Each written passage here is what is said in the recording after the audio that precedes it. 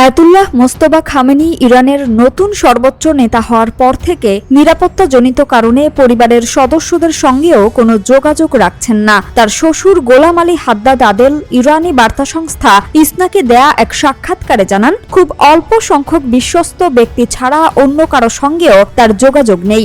এমনকি পরিবারের সদস্যরাও তার বর্তমান অবস্থা সম্পর্কে কোনো হালনাগাদ তথ্য জানেন না।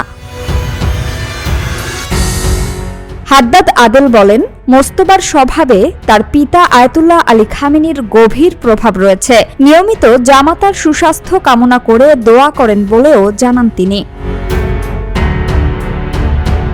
গত ২৮ ফেব্রুয়ারি যুক্তরাষ্ট্রের অপারেশন এপিক ফিউরি চলাকালে মার্কিন ইসরায়েলি বিমান হামলায় নিহত হন আয়াতুল্লাহ আলী খামেনি। ওই হামলায় গুরুতর আহত হন মোস্তফা খামেনি।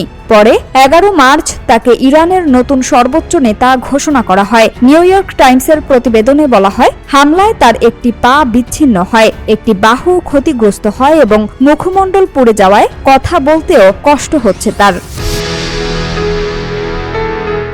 বর্তমানে চিকিৎসাধীন থাকায় মোস্তফা ভিডিও বার্তার বদলে লিখিত বার্তার মাধ্যমে নির্দেশনা দিচ্ছেন। বিভিন্ন সূত্রের দাবি, ইরানের গুরুত্বপূর্ণ সিদ্ধান্তগুলো আইআরজিসি বাস্তবায়ন করলেও মোস্তফাকে অবহিত করেই সেগুলো কার্যকর করা হয়।